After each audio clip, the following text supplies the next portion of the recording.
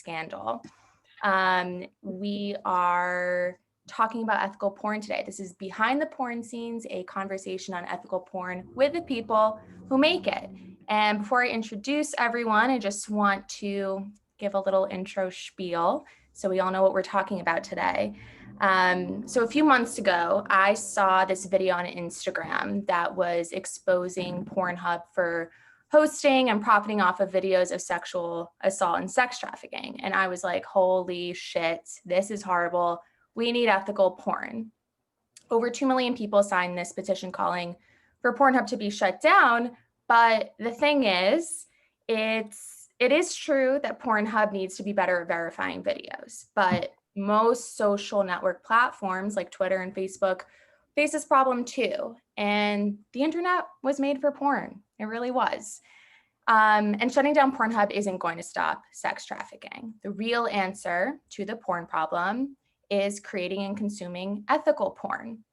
Now I'm going to get into what ethical porn is in just a bit, but really whether or not we agree with the content or the themes presented in a porn scene, none of that matters.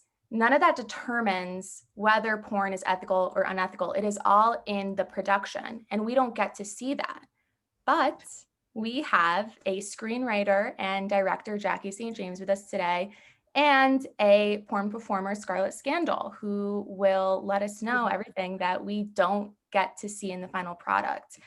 And so it is my pleasure to kick off this conversation on ethical porn with the people who make it. But first, I want to thank the ladies who created this event, Mia Davis of Taboo and Michelle Schneidman of Bellesa.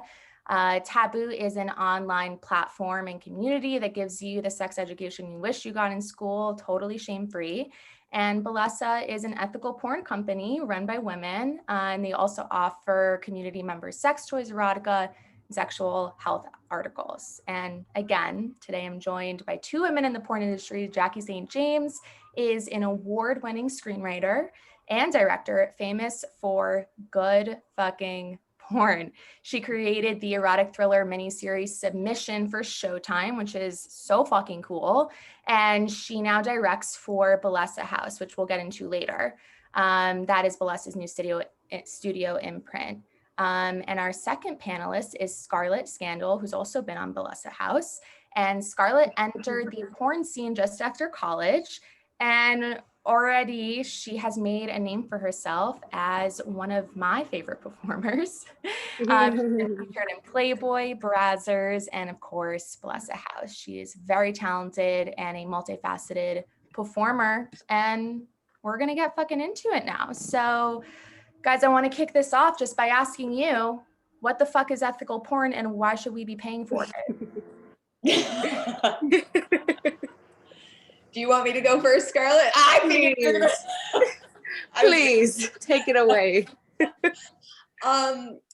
It's such a loaded question to ask what ethical porn is, but it's pornography that is created by an ethical company and that creates a safe environment for both the crew, basically anyone involved in the production, from the crew to the performers, and creates content that everyone is comfortable and consenting to. And it just creates a safe environment. I don't want to say that ethical porn is any specific type of sex, because there's ethical gangbangs out there. So, you know, for me, it's just consenting and engaging the comfortability and safety of everyone on set and everyone involved in the production. Mm-hmm. And Scarlit, now onto you. How do you define ethical porn? I would define it as more so something that not only the performer can relate to in a comfortable way, but also the viewer. But I feel like ethical porn is way more comfortable for everyone, because you know that this person is comfortable going on with everything. So say, for instance, if this is like a storyline that the person can fully invest themselves in, and you know this person is fully like with you in this subject, then they can like put out in that like scene that they're really there. But if it's something that's not ethical and they're not comfortable with it, then you're just not gonna get a good scene out of that. And you can really tell on some scenes that some of the girls and some of the guys like aren't comfortable with what they're reading and what they have to do. So I feel like ethical porn is really important now, because especially in the day and age that we live in, because people can be very sensitive to what they have to read and what they have to perform. So I feel like it's way better than something you could just search on Pornhub and find on the homepage. It's like something that you can really connect to, and that the viewer can connect to as well, rather than the performer itself. Mm-hmm.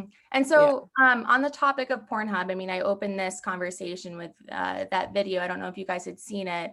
It was produced by like Exodus Cries, some religious organization. And I know that Pornhub has their premium membership, and that's supposedly ethical. I mean, how would you guys advise people to navigate a space like Pornhub where some of it's ethical, but some of it's not? Like, how can you know what you're watching? That's another, I mean, these are great questions. They're tough questions to answer. And I mean, hopefully we can come to some sort of barometer later on down the road. Like, there is no easy way unless you know that company, like Bellesa, or, you know, that you're following a company that you know is. But I mean, with regards to Pornhub, I mean, I believe you can still have a premium membership and just be, I mean, Scarlit, I don't know, you guys have a Pornhub channel, correct? Yes. So, yes. I mean, can anyone create a Pornhub channel, like some guy in his basement? So I think in terms of finding ethical porn, I think you have to know who's producing it, unfortunately.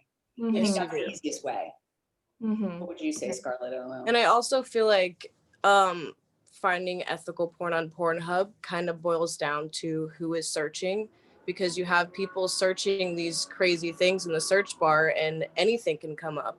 And like Jacky said, it really boils down to the producer or director, because some creep in their basement can be taking these videos that are fucking out of the ordinary and posting them, but they're people in their basement. They're not actual producers and directors. So, I mean, it's like, what would you really expect from that in a way? Right. And piracy, there's no, you know, certainty. I mean, somebody can illegally upload anyone's content and claim it's their own. And maybe that, like, you know, they could say, oh, well, this is a Bellesa scene, but it's not. So I think it's a matter of like, when you subscribe to, or you're a member of a particular production company, it's a lot easier to say, I know that this is okay. Whereas Pornhub, while it's great and offers a lot of things for people, it's really hard to discern what's what. And a lot of stuff gets rebranded and a lot of stuff gets kind of wishy-washy in there. And I think the only safe way to know for sure is subscribing to a production company that you know is creating ethical porn. Mm-hmm. Okay, everyone. So you got to do your due diligence here. Yeah. Now, the amazing thing about porn is that it gives us new ideas and new avenues to explore our sexual fantasies. And as I've gotten older, my porn interests have become much kinkier. You know, sometimes I'll see a video on Pornhub that I accidentally click it. And at first I'm like, whoa, no, I don't want to see that. But then I get kind of into it, and now I'm masturbating to it every day.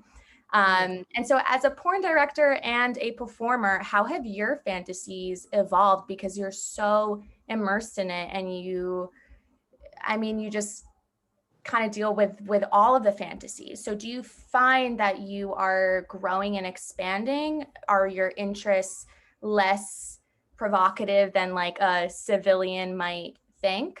Tell me about that. I mean, I know for myself, I mean, I've been watching porn since I was 18, and it is, you know, it's been everything from, you know, big boob porn to rougher sex to, you know, little cheesy setups of between, like, you know, my friend's mom or whatever. But now I've found, which is interesting, is, you know, being in porn for 10 years and seeing so much sex, I actually am really aroused by like mainstream movies. And I mean, and this is not like just lip service. Like, I truly am enjoying the stuff that I am directing for Bellesa, because I feel like there's something so much more arousing about a real connection. And so like, I get that a lot from mainstream, because these are professional actors and they can create an illusion. So now it's like, it seems like Bellesa is trying to do that same thing, where it's like create as much realism as you can. So it's not just two people fucking because we have to have sex. It's actually, let's create that tension that you feel in real life with somebody and see if we can replicate it in a production. So for me, yeah, it's just more tension and relationship based now. Okay. And Scarlit? I would have to say, well, before I got into porn, I was a major fan of Pornhub. I was on there every night. And now, since I've been in the industry, I've realized that I can't get off to scripted porn.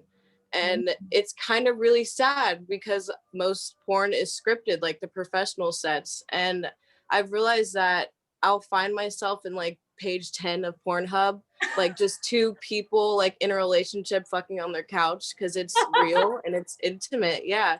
And that's why Bellesa House is the shit, because it's literally two people that actually wanted to have sex and they knew what they were signing up for that day. And there's no like backstory really behind it. And it's just two people that are dying to have sex together and explore each other. And that's one thing that has changed with me being in the industry is I have to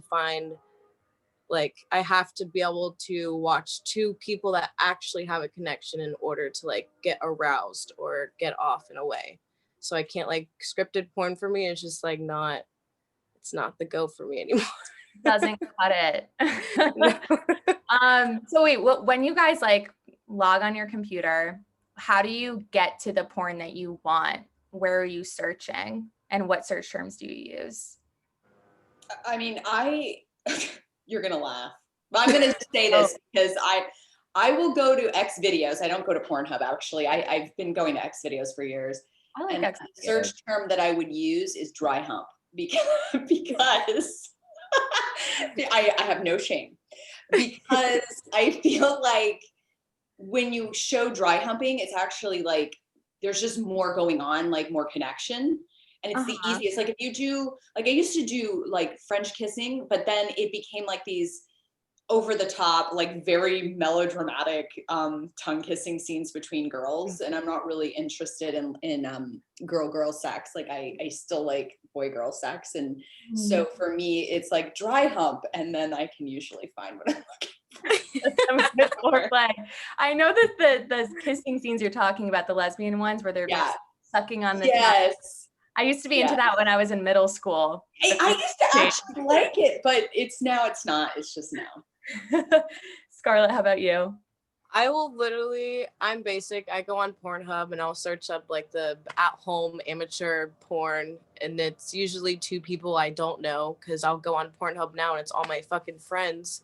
So I'm like, I'll go to like page 10 to make sure there's no one I know. And that it's just two random people with a camera set up. And that's usually what I go for. Oh, wow. Oh my God. I didn't even think about that. It must be so difficult for the both of you to like back off, because you're at the top. And so you know everybody. Like, I mean, Scarlit, I can't watch your videos anymore now. I know we're not friends, but now we have a connection. And I'm like, fuck.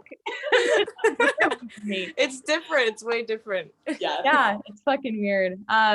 Okay, so Jacky, outside of Bellesa, you are famous for your faux scenes. That's porn scenes with like stepmom, stepdad, etc.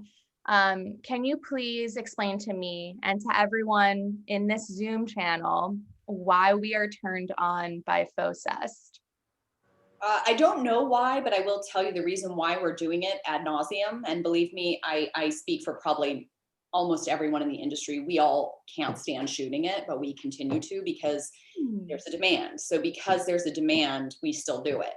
I actually recently stopped shooting faux because I had reached my breaking point. I think everyone does at some point, but it still is heavily searched.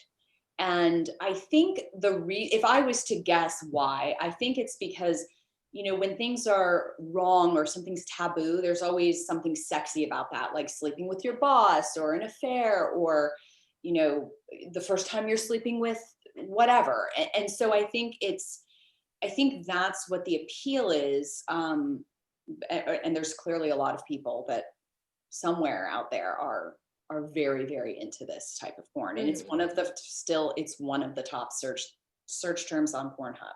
It is not the number one, but I think amateur is or was recently. But yeah, I mean, that's why it's being, if you see something a lot in porn and people complain about that to me a lot, I'm like, well, we wouldn't be doing it if people weren't consuming it.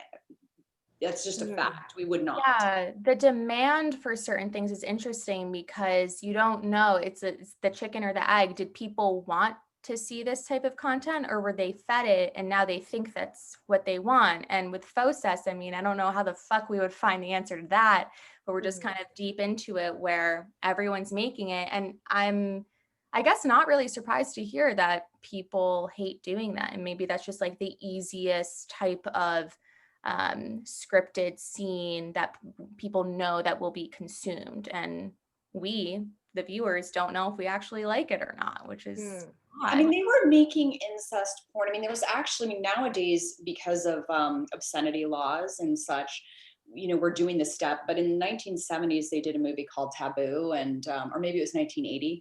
But it was real incest in that movie. I mean, they were actors. They weren't really related in real life, but in the movie, it was like biological son and mom.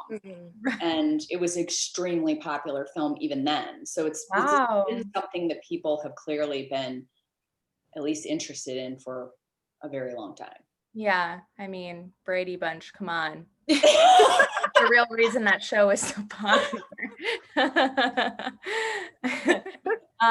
Okay, and again, Jacky, so kind of coming off that, you've been in the porn industry for a long time, and you also know a lot about it, going back to 70s or 80s. So how have you seen the landscape of adult entertainment change? And let's start with worse. How has it changed for the worse? And then how has it changed for the better since you've been in it? I mean, I think for the worse initially, and I mean, we've kind of figured it out now, but it was when the tube sites came around, there was a huge change in how we shot. I mean, I was never working for a gigantic budget company, like that would give me a lot of money, but I would get a decent amount to do movies.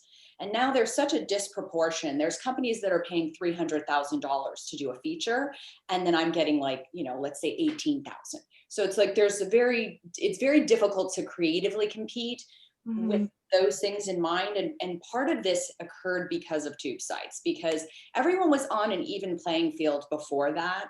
And then once they jumped into popularity, people couldn't turn a profit anymore because companies were relying on subscribers or on DVD sales, which I know that's like archaic to even say. And some companies still rely on DVD sales even today.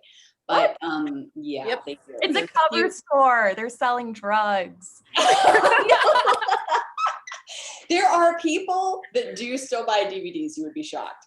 But I would say that the tube site's just creating a huge disconnect in budgets and what people have to spend and money. But as far as like, the good, I would say, when I started, romance porn was really big, and then it sort of shifted to this like very pretty gonzo. And I think now it's shifting more to real connections. At least that's what I'm able to direct things that are focusing on things that actually do matter to me, which is representing sex in a positive way and showing people in a real life setting, I guess you could say. Yeah. I mean, it's interesting with, the Black Lives Matter protests breaking out in the summer and COVID. It just kind of feels like every area of the world is having a reckoning, including porn. And ethical porn has become somewhat of a buzzword among people because I think they don't really get what it means. And it's kind of in the whole like, don't shop at fast fashion places. You want stuff that's ethical, but ethical porn is so much more different and people don't really get it, but we all know that we're searching for those connections, and we see that in studies and like how the Instagram algorithms are changing. And so of course that would affect pornography because people are obsessed with porn, and that's what we're mostly on the internet for. Okay, so getting into the ethics behind the porn scene. So like I said, ethical porn is all about the production. And so everyone who's watching this panel tonight, unless you work in porn, you don't get to see that kind of stuff. So Jacky and Scarlit, or rather Jacky, from pre-production to the post-production, I want to know, how do you ensure that the porn set is ethical? Like really the nitty-gritty details. Do you talk to the performers? Do you amend things, and whatnot? And then Scarlit, afterwards, I'd love to know from you what you specifically need for a shoot to be ethical, and whether you've backed out from stuff before because they weren't meeting your needs. So let's start with Jacky again, and then Scarlit, you can go after. So with regards to pre-production, so it's funny because I actually, working in the business for 10 years, like things always come up and you learn from them. And I recently had a situation where something came up and it was an ethical thing. And I'll explain what it was, but what I'll say is that typically, if I know the performer, or I have a great relationship with the agent, I always will say, I'll reach out to the performer if I know them and I'll say, hey, are you cool with working with so-and-so? Or I'll just say, what guys do you want to work with? And then I'll see which one is available. I shoot mostly boy girl. That's why I'm using these examples. I occasionally will shoot a couple girl scenes, but for the most part, it's boy girl. So I'll clear it with both parties first. If I don't know the talent, and this is where it became an issue recently, I told the agent who she was working with, and the agent said that this person wasn't on her no list. I knew her, but I didn't know her like well enough to text her. And I send the call sheet a week in advance so she knows what the script is, who she's working with, and then she gets to set and then reveals to me, I don't really like him. So of course, at that point, ethically, you have to say, there's the producer hat that says, oh my gosh, this is going to cost thousands of dollars to reschedule this. But of course, that's not the priority. The priority is, does she feel safe, and where do we go from here? And I think what a lot of people don't think about is that, in any other job, you just kind of suck it up. But in porn, you're giving so much of your body, so much of yourself to the scene that you have to make sure the person feels safe. So she came to me and she said, I want to do the scene. I just don't really like him. And I go, okay, well, what I would suggest in the future is, you put him on your no list or whatever. She did the scene and it was fine. And then she called me the next day and we had a great conversation because she's like, I was scared, to tell my agent. And so there's like a lot of that goes on. And I think, from my standpoint, it's trying to educate people that are new and maybe don't feel as confident, but also creating an environment where people feel like they can come and ask questions and feel safe to do so, because you're always going to run into a problem. I mean, some people might be okay working with somebody today, but tomorrow they aren't because they got into a fight, or there's a whole myriad of reasons. So so for me, it's clearing the talent first and then creating a space on set where if somebody does feel uncomfortable, they can always come to me and ask, or say, hey, I'm not cool with this. Also going through do's and don'ts. If I don't know you, I always go through those. If I've worked with you before, I usually will tell them to go through it themselves, the scene partners. And then just letting people know you can stop the scene at any time. And yeah. Okay, yeah, there's so much money tied into this and being ethical, and there's a lot of money to lose, but there's also a lot of money to gain, because if it's a good ethical porn scene, people are going to watch it and it'll pay off. Okay, and so Scarlit, I would also love to know if you have backed out of a set because of a performer, or if you just kind of like did it anyway, and how that went. So to state the question again, what do you need out of a shoot to be ethical? And have you had any problems or really amazing experiences? I've never backed out of a shoot because of any issues. I'm usually the type of person that if I think there is going to be an issue, I go in with that headspace that, okay, you need to keep your eyes open because this could be a little rocky. But I'll never just back out. I'll usually go in, and as long as everyone is respectful and respects your boundaries and like sits you down and ask you, okay, what are you okay with and what are you not okay with, then we're going to be fine. But sometimes you'll get on some sets and like either the talent will either forget or like the director just wants to get out fast. So they're like, okay, let's get this done.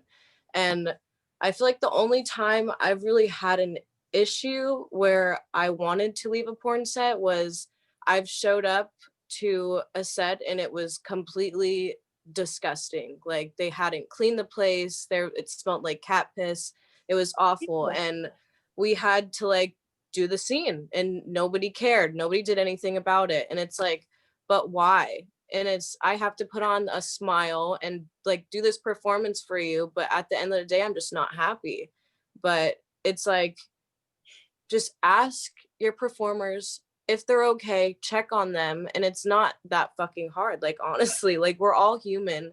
And I feel like a lot of some directors, not Jacky, because she's one of the best, I feel like a lot of these directors forget that we are still human beings and they expect so much out of us sometimes. And it's literally ridiculous. And it's like, I'm fucking human, dude. Like, come on, cut me some slack. But at the end of the day, it's just have your respect and know other people's boundaries, and there won't really be any issues. That is so fucked up. Okay, Yeah. The cat pee situation. What the absolute Second of all, I mean, like the taboo of it all is that people who work in porn are worthless, and why would you be doing that? But a porn director who's treating the performers like they're not human beings, like they're nothing. Yeah. Like, what category do they think they're in? They're making the video with you. How dare they? Yeah. The audacity. That's really fun. So would you consider that shoot where you didn't feel comfortable, you felt, I mean, perhaps I'm putting words in your mouth, but kind of disrespected from like the atmosphere, would you still consider that scene ethical?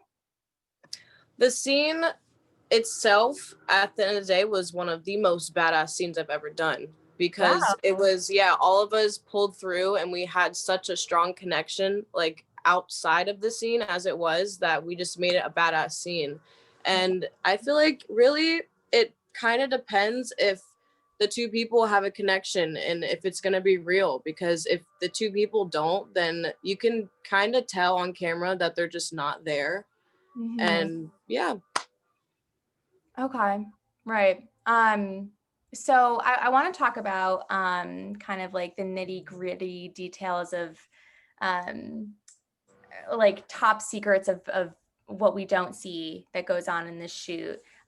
Because what we see is the final product, everything's seamless. We don't see like the prepping for the anal scenes, where the cameramen are positioned, putting on condoms and whatnot, and those kinds of things that also play into the ethics of the porn shoot. So from both of you, starting with Jacky, I would love to know, like, you know, what would a civilian, when I say civilians, it's people who are not in pornography, what don't we know about sets that happen behind the scenes? Sorry, they're wrangling my dogs.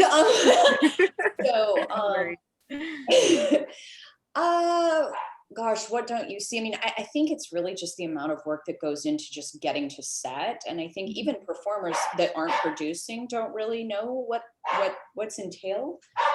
Stop! Sorry, guys. I'm so sorry. Shh. So I think this is what we don't see. yeah, you don't see this. The dog's barking and going absolutely batshit while I'm trying to work.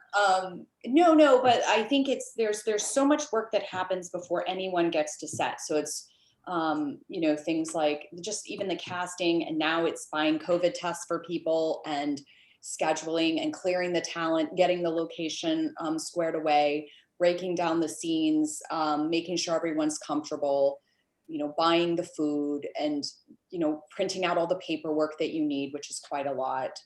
And then when you get to set, now we have to sanitize all the rooms and sanitize the sets, and we have to take people's temperatures when they get to set, and give them douche if they want. Not everyone douches, and I don't think it's a requirement, but some girls want it. And checking people's tests, that's a big one. Making sure that they're negative for COVID and also negative for all their STDs, and going through do's and don'ts. And it's just some of the craziness. I mean, like on Bellesa House, we actually don't cut. So like once we're having sex, like we've had a girl stop to fix an eyelash. I mean, like, there's like, which you get to see on there, and it's like kind of magical, because anyone who is curious and like wants it to be demystified should check out Bellesa House, because you're going to see it all. Like when somebody's like, oh, I'm dying, or one guy couldn't get hard. Like there's a lot of that you guys won't ever see. But on Bellesa House, you'll see a couple guys that it was hot in the room. It was like 110 degrees. And in like a normal setup, we would cut away, or you guys would never see him struggle. In Bellesa House, we've had a couple guys be like, oh my God, it's hot. You know, like what really happens. And it's not perfect. It's messy, and it's beautiful and awesome and real and cool. Wow. Okay. If you take nothing away from this, please just watch Bellesa House. Okay? I gotta watch those videos with when the guys can't get it up. That's fucking amazing. It's the best. And Scarlit, so you do like, you do everything under the sun, really. So versatile. You're like a porn chameleon. And with like the really intense stuff, I mean, let's say if you're doing anal or something, or like, I don't even know. I hope that you can give me a little. I don't do anal yet, though. Don't do anal. Okay. No, not yet. Interesting. That's a great boundary to have. Yes. So when you are in these scenes, though, do you ever pause like to get water? Do you pause to get more lube? Do you ever feel like you're dry? Tell me about some instances where like you just needed to like take a break or something, and then you restart the filming. Yes. When I first joined, I would never cut, because I thought that was like the one word I wasn't supposed to say on set, because I just thought like I would piss everyone off if I said cut. But now I realize that I have a voice and I can say cut. But now I say it not very often, but usually when something is like seriously wrong. I have like sciatic nerve damage in my legs, so like reverse like or arching my back for a while like doesn't do well with me now. So sometimes I like have to cut and stop and stretch my legs or get some water, or if like he hits the wrong spot in my vagina and it hurts and I have to like take a breather, like it's okay to do that. But you just don't see that in normal porn, except if it's for Bellesa House or something like that. And also you don't see like what happens before they say action, like when they're actually rolling. Usually I'm a big fluffer. I like fluffing my partner when they're on set. I like warming them up to what we're gonna do. And not a lot of people, I honestly feel like there's not a lot of fluffers anymore, because I'll get on some sets and they just won't talk to me. And I'm like, do you even like me? Like, do you even want to have sex with me? Oh no. But wait, sorry, can you explain really what does fluffing mean? Fluffing is when you are basically just flirting with your partner before the camera is like rolling. So like right when you walk in, you like walk up to them, like, how was your day? Like touch on them a little bit, like let them know that you want them, basically. Like let them, like you make them feel like they're the last person on earth and you just want to eat them up. That's basically what I see fluffing as. And obviously you don't see that on camera, but I feel like fluffing is like a pretty big part of porn. A lot of people like doing it and a lot of people don't like doing it. But yeah. Wow. I didn't know the term. Yeah. It's just flirting, but fluffing. Yeah, basically. But Jacky hit a lot of the points on what you don't see in porn, but like all the paperwork, we have to do like sometimes 10 fucking pages of paperwork, and it's not fun. It's like my least favorite part of porn. Damn, you're like a cop. Yeah. Totally joking. And then with all the COVID testing and all this new shit going on, it's like, it's not fun until you really get to set and they say action. That's when the fun starts. That's so interesting. It's funny that the easiest part of like my day is production days, and sometimes they can run 14, 15 hours, but like I'm not doing payroll. I'm not doing like all the other bureaucracy, bureaucratic crap we have to do just to get a movie completed. There's so many steps. It's not just showing up. I mean, people think it's like the most fun job in the world, and it is. But there's so much work. It's not what happens on set. It's all the billions of other things that happen when you're not on set. No job is as easy as it might seem, but it can still be extremely fulfilling. Double entendre there. Okay, let's talk about the Bellesa house scene that you guys worked on, because we've been talking about it throughout, but now we're finally arrived to my question on my outline. So I know you guys love working together. So I want to know about this scene. Who were you working with, and just what was it like? And what was it your first time working together? No. No? Okay. No, we had worked on a Bellesa Films scene together, and then a couple other features together before this scene. Yeah. Oh, you can tell them who you picked, Scarlit. Well, it was, his name's, well, I literally forgot his name for a second. It's Rod Jackson. Jackson. And he was on my no list before I had sex with him for Bellesa House. And he was on my no list because every time I've had a human interaction with this man, it's just, I don't feel shit. And basically I saw him as like an older brother, because he would just make me laugh so fucking much. And he's just so goofy. And I was like, this would be a really good contestant for Bellesa House, because I literally put this man on my no list because I don't have a physical attraction to him. And I was like, damn, maybe I should stop being so bleh and just try it. And so Jacky gave me the opportunity. I took that shit.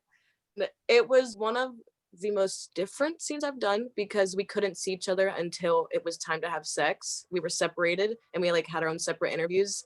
And apparently he didn't know he was on my no list until he came there, which is really interesting.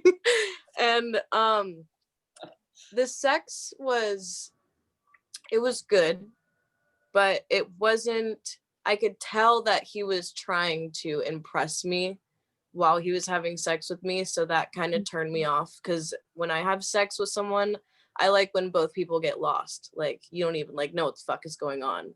But other than that, it was a really very different scene. One of the most different I've ever done, but I had the best time, and I definitely would love to do another one. But that was my Rod Jackson Bellesa House experience. That's so funny. When he found out that he was on your no list, he was like, I gotta blow this girl's mind. But it didn't work in his favor. He was just trying a little too hard. And it's sex shouldn't be hard. You shouldn't have to try. You should want to do this, and it should just flow easily. Right. And that definitely caught him in the end, because we had to jerk to pop. And I usually say men have to jerk to pop when they can't fuck and bust or whatever. But it took him a pretty long time to get it out there. And I feel it's because his nerves were so intense that there was so much more going on in his head. And that's another thing that people don't realize, is that it's a big head game. When you're fucking in front of other people on camera, you have to be in it completely, or you're just gonna fail. And it's not good when people fail on camera. Yeah, totally. I can barely come with partners without a camera. I would not be able to do it on camera. Okay, Jacky, did you notice the kind of imbalance between the partners in this scene? That it wasn't, I don't know, the best ever, not everyone was totally comfortable, or not? Not that they weren't, I think that they were comfortable. I think it was, exactly what Scarlit said. I could tell there was a level of trying to impress. And I think my interpretation of the taking a while to pop situation was a little different than Scarlit's impression, which was, I thought that, Scarlit and Robert, I think, were maybe the second scene we ever shot for Bellesa House. And it is because performers are so in a mindset of performing. It's Scarlit says she puts her game face on sometimes when she knows it's going to be a difficult day or whatever it is. And so I think that the difference with Bellesa House, which is kind of a mind fuck for performers, is you're doing whatever you want. You're working with who you requested. You fuck however long you want. You come wherever, however, whatever you want. So it's like there's no rules. Like it's whatever they want. And I think that's often hard for people because they're so used to being robotic or being told four positions, 30 minutes, I have to do this, I have to turn out, I have to do reverse or whatever. And so I think for him, it was, he hadn't quite grasped the concept of what we were trying to do, in the sense of like, he was completely authentic in the interview. He was so charming and so candid. And then the sex, I think he was trying to impress her, which is real. I mean, there's something real about that. But I think what he didn't realize is that, okay, even in trying to impress, like you can still come whenever you want to. You don't have to tell us. And like he turned to me and he goes, should I set up? And that's a question that happens in porn that's not like this, where they set it up and then we cut away and you guys never see that, and then suddenly there's a load being spewed. Like in this situation, it was, he turned to me and I was like, you do whatever you want. Like this is not that. So I think he just didn't understand really what it was about, but it was still, I think, really an interesting point that was made in that scene by the fact that he did ask about that. Wow, you guys are throwing out all these terms that like to you is so innate. No, I can pick them up from like the context cues, but you know, I assume it's like when I ask you questions like, oh, what don't we see, whatever, and then it's harder to think about it because everything is just so ingrained in you and it's your work and you don't know what is like different. What don't people who don't work in porn know about? So it's like this setting it up. I mean, that's interesting. And now on to a kind of different point. I think that a lot of people feel uncomfortable watching porn, even though they do it. Like they have that right after they come, they have that instant like shameful feeling. Exactly. Now I'm Jewish and I don't have that Christian guilt with me. I know in America, I mean, Christianity is the predominant religion, and I assume that a lot of that shame comes from the religion. I mean, masturbating in most religions is just like a big fat no.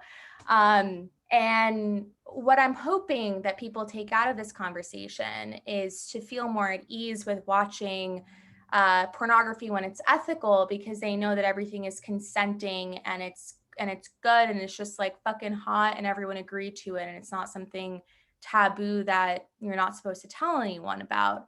And I think that's what Bellesa House is bringing to the table. It's just completely authentically ethical and real sex scene. And Scarlit, I wanted to know from you if there are performers that like you really want to do another Bellesa House scene with, or do you feel like you can still have that just like raw sex with people, whether it's in Bellesa House or outside of Bellesa House?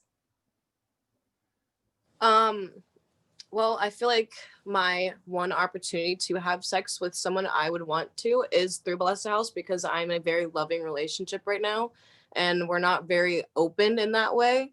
But I feel like Bellesa House is like my little like secret escape in a way. And it like and it's like it's cool though, because like me and I'm sure other performers don't get that opportunity to go out and shoot content with the people they want to, or because they are in a relationship and they want that normality, because some people in porn, they're just open and they will bring other people in and fuck them, and me and my boyfriend, we just aren't that way. So Bellesa House gives me that opportunity to have sex with the people I've been dying to have sex with. And one human being I've been dying to work with, like on my own terms, is Nikki Hartz. I don't know if you're familiar with her, but I have to look her up. She is amazing. She's so hot, it like makes me cry. And I talk about her so much at home, and my boyfriend's just like, are you done talking about Nikki? And I'm like, no, I'm not done talking about Nikki. But yeah, but I would love to do more Bellesa scenes, because like I said, Bellesa is the one opportunity I have to work with whoever the fuck I want to work with. And on that note, your partner and you have worked together before, right? Like he has filmed you. Oh yeah. Can you tell me about what that's Yeah. like? Are you gonna tell them? He filmed. Yeah, he filmed my Bellesa house scene with Rod, and it's really for me, I just feel kind of bad in a way because I'm like, I don't even know how to explain it. It's just, it feels wrong kind of, but in a way it's like still hot because like you're like watching the person you love get fucked, and like there's something so erotic about that because that's not something you would normally see or feel emotionally. And him filming me, I can tell that he doesn't really like it, but it's work. Like, what can you fucking do? And it's like, that's our job at the end of the day, and we have to separate that from our relationship. And we do have our issues with that, but it's up to us whether or not to work through it, and we've been working through it pretty well. Yeah. Wow. That's Yeah. wow. I have so many questions about this, but I feel like I shouldn't. It's like you're not married, but it's a cuckold situation. Basically, it feels like that, and he hates it. Wow. But I'm just assuming Bellesa House was such an amazing opportunity, and you guys didn't have to do it together, but you chose to. Was that like, if you're going to do it, he would film, or what was that conversation like? No, he films for them. He's the cameraman for them. So it's like, you have no choice, buddy, but to film me having sex. Wow. Okay. Wait, did he appreciate at all that it wasn't like your favorite scene ever? Oh, he laughed at me. He was like, I cannot wait to see this. It's gonna be so hilarious. But I feel like he was like being a little mean because he was like, I can't wait to like watch him fail. Like I was like, he's not gonna fail. Like then he was basically saying he was gonna fail because he was recording. Yeah. And he knew that Jake, my boyfriend, was gonna be in the room, and that he thought that was gonna mess with his head a little bit. But I was like, dude, nobody's worried about you. Like, just fucking film. Yeah, he didn't fail. Well, I mean, yeah, but I wish we talked about this before. We were talking about this kid's anxiety about it, that he was on your no list, but like your fucking boyfriend was. Yeah. It's like the real like cloud over his head. Okay, now moving on only a little bit from Bellesa House. How does Bellesa House scenes compare to other scenes, just like ones that are scripted, and also Scarlit and Jacky, you guys working together? How does it compare with working with other people? And do you each bring something unique to the table and with your chemistry together that you don't necessarily find when you work with other people? Scarlit, you want to go first? Can you reiterate the question one more time? I put like 5 questions in there. I know. I was like, wait. I was like, where do I start? I'm sorry. I'm so curious about the both of you, Anna.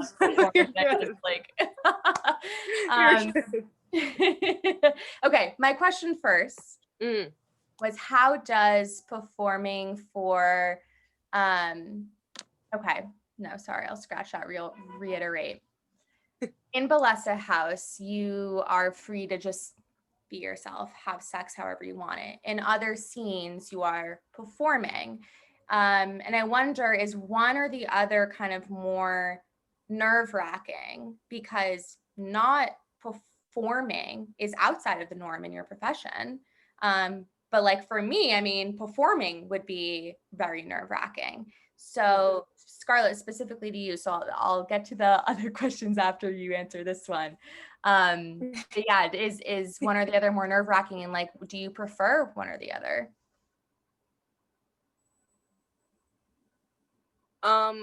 One is definitely way more nerve-wracking for me. It would have to be like the more scripted days are way more nerve-wracking. I'm like a ball of nerves when I have to read a script because I get so focused on getting every single word edged in my brain that I don't even think about the person I'm having sex with or what the sex scene is about. I'm just so adamant on getting my lines that there's nothing else I can think about. But rather than working with Bellesa on Bellesa House, it's like, oh, I'm just going to have sex. Like I can just walk in and do this thing. But like other days, it's like, no, I have to stay up late. I have to practice this shit 2 days prior. Like that's all I'm thinking about. I'm not even thinking about if I'm going to have a good scene because I want to impress this director on how good my acting skills are now. It's not even about the sex at this point. So it is definitely way more nerve-wracking for me to have scripted days rather than a scene where we're just walking in and having sex with each other. Okay, cool. Same. Yeah. And Jacky, for you, it's the total opposite. So does directing something where there is no script, does that just feel like very out of the loop? I mean, it is a very different approach. I think, I always try and make people feel really relaxed. Like that's sort of my MO always, because I want people to feel safe and comfortable and feel good about being there and excited. But it is different because you're also navigating emotions. And I mean, and obviously with Scarlit and Rod, it wasn't like high drama, high emotions. They were friends, and it wasn't like a big deal. Like in terms of, I had a scene between two people who dated and they ghosted each other. And it was sort of, there's a lot of that. So I think for me, it's just drilling home to them. I mean, it's an easier job from the sex standpoint because I just sit back and watch it happen. And that's great. Like, I love that. Like the other work is more difficult, but I think, it's trying to reiterate the fact that like, we are not giving you any direction. And like we said, with the Rod situation and the setting up and such, like, I think that it is sometimes hard for the performers to be like, wait, I don't have to open up. And I mean, a lot of them have asked me that when I'm like, you don't have to open up. You can do one position if you want. It really doesn't matter. And it's just sort of like their minds are blown because they say, wait a minute, I don't have to do this. I don't have to do reverse cowgirl. I don't have to. I'm like, you do whatever you want. I don't care what you do. Just do what you want. And there's always that. It's always interesting for me to see where they choose to have the male orgasm when there's a guy in the scene where they want him to come. The ones that aren't out of their heads are like on my face, and I'm like, really? That's where you would choose? Really? Yeah. Honestly, same. It's like, I know you wouldn't do that in bed. You wouldn't be like, put it on my face. You didn't do it. So like, I think everyone's top question about porn is if the performers actually have chemistry with their partners, and if you need to have that chemistry. And so like in Hollywood, we know a lot of movies where or in TV shows where the on-screen couple actually fucking hate each other, but no one would ever know. And they're so upset to find that out because the chemistry on screen is so amazing. So is that like, can you apply that to pornography?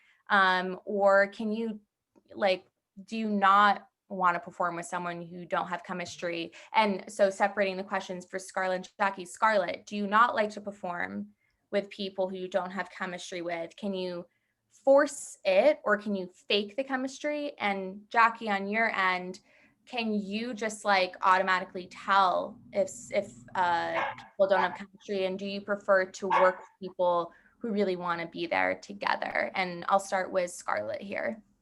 Okay, I would have to say that basically, fuck, I had a brain fart. Brain fart. Can you say the question one more time? That's about chemistry with a partner. Okay. Yes, got it. Okay. So basically I consider myself very professional because even if I don't find this person the slightest bit attractive, I will make it look like I want to eat them alive in the scene. Like I will look at them like they're my last meal. And I really feel like, excuse me, it boils down to the performer, because some people, you can tell, like, I've had some scenes with girls that don't even like girls, and you can tell in the scene because they'll like barely lick your vagina. And it's like, why did you even show up here and waste my time and give me a bad scene because you don't really like girls? It's like, save both of us a struggle. And I feel like I've never had a scene where you can physically tell I'm not into the person. And it's sometimes it's hard, because sometimes there's people that just will get on set and their energy is just shifted and it's off and it throws everything off. But you have to be that person to like pull that light out of them and for that hour. And sometimes it's really fucking hard, and sometimes you just can't pull that light out of people. And that's when it's up to you to give a good scene, because you have to be the anchor now and make it look like that energy is there. And yeah, I'd have to say that I'm very good at making it look real, but then again, at the same time, I'm such a fucking nympho that sex to me is just good, and it really doesn't matter what the person looks like, because at the end of the day, it all feels the same. Like, you could close your eyes and picture someone and it's them, and then open your eyes and it's a completely different person. So at the end of the day, it's just sex, and I just love sex. So Quotes by Scarlit. I can imagine that that's, you know, probably emotionally draining sometimes, and you kind of feel like you are the light in the scene, but all you can control is how you perform. And if someone else is being shitty, you're gonna stand out as the better one, and that's all you can do. And Jacky, same for you. Do you find it more difficult to direct and write for people who aren't, you know, really connected, or does it not matter so much for you? I mean, I try never to pair people that aren't, which is why I try and connect with everyone beforehand so that they go in and are excited. But in the situations where, like, you know, recently with that example I gave earlier, yeah, I mean, it's difficult because I think I want to make sure everyone's having a great time. And I know, I mean, it's sort of like Scarlett said, I mean, when you're working with somebody you're not jazzed about, I mean, you're still you're sharing your body with them, so there's a lot more going on.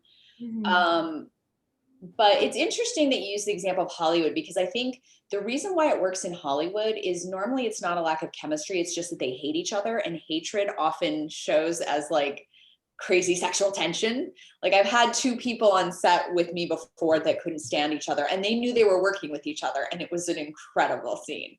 So and they were fine with working together, but they didn't like each other, and they were in a massive fight that morning. And so their scene was just explosive. But yeah, I mean, I think it's when there's apathy or bad feelings, or maybe they dated the person or whatever, or maybe their partner's jealous of them working with somebody. It adds a whole dynamic of things that makes it complicated. And I think just from a directing standpoint, you just have to constantly check in and make sure you're still okay with this, right? I mean, because if you're not, like, let's stop, or let's, you know, figure something out. Wow, that's I didn't think about that. Yeah, hatred can really make for the best sexual chemistry. Yeah. That's right. I'm thinking about like this guy that I used to fuck in college, and how much I hated him and how much chemistry we had. It's so good. It's like the best. It's amazing. All right, so I'm just going to pull one audience question as our last one, and then we will close this panel. So someone's question was about avoiding stereotypes and kind of what kind of representation is in ethical porn. So something like interracial porn coming to mind, where in traditional porn, certain tropes and fantasies are played up, and they dominate those scenes. And I'm wondering, how does that differ in ethical porn? And do you play on, like, you know, kind of stuff like or faux cess porn, or are you really doing things that are nuanced, or adding well, I guess this is just another way to describe nuance, but adding more complex layers to something that's just really differentiates it between mainstream and ethical porn. So I'll start with Jacky here. I mean, for me, yeah, I mean, especially with regards to the roles that women play in anything I write, I am adamantly opposed to presenting women in a dumb, bimbo-y light where you often see that. And I always make sure that, you know, normally when I'm writing, it's the woman that's the career person, or, you know, I can't stand when I watch, and there's nothing wrong with women who, you know, aren't career minded or whatever, but I'm just saying when I watch porn, they always show like the woman in the kitchen and it's the man working. And I always flip that. I'm always like, oh no, it's the woman. She's got the career. Like I want to make sure that we're showing a different side of women, and a side that I feel resonates more with me, which is career driven women, strong women. I mean, even if I'm writing a crazy woman, she's still very successful. And I never like writing women that are dumb. I mean, they might be duped, but I always want to write intelligent, smart women. As far as like the incest question, or, you know, casting, I mean, it often really comes down to the production company. And these tropes that you talk about are usually because of people that rely on DVD sales. So they rely on the interracial because that's the buzzword that will sell something. So when I used to work for companies like that, that was how you would cast. Very like, if it was big tit, it was, you know, it had to be the biggest implants you could find. Whereas when you work for more for different companies that have a different focus, you're not looking at those type of scenarios. You're just saying this is the role and who fits best into this role. Mm-hmm. And whether, and it's, if it's a Black performer, it's not IR, it's just that's the performer that's best for this role. That's who's going into this role. It's not going to be categorized that way. Mm-hmm. Mm-hmm. You guys, I don't know how else to say it, but ethical porn is so much better than mainstream porn. It is. It's just, every answer has just been like ethical porn, bitch. Basically. Scarlit, did you have anything to add to that question? I just want to say that I hate stereotypical porn. Like, I'm tired of playing the young stepdaughter because I obviously look young, and I'm gonna for a very long time until I get some fake implants, and then I'm gonna, and it's like, why do we have to real porn? Why do we have to be the dumb stepsister that walks in her stepbrother's room while he's masturbating and ends up fucking him? Like, why do we have to do that still? And it's, I get that there's people out there that want that, but there's also people that want real sex, and there's also people that want to feel a connection when they're watching a video. And I feel like the only way to get that real connection, at least for me, is to really see two people that just completely lose themselves in each other and just fall into each other and aren't worrying about scripted lines or like this fucking the script for the day. I don't even know how to say it, but I just hate that there's like this big stigma on the interracial thing as well. I don't see why people are making such a big deal about it. There's categories for everything. There's categories for Asian porn. There's categories for MILF porn. There's categories for interracial. And I feel like people are just making such a big deal about it. And it's way different when you take an interracial scene and you make the white performer say, oh, give me that big black cock. Like, yeah, that's a little absurd. Like, we know there's a Black male performer in the video. You don't have to make it vocal that he's fucking you with his big black cock. Like, just have sex, and don't, like, that's the one thing that bothers me.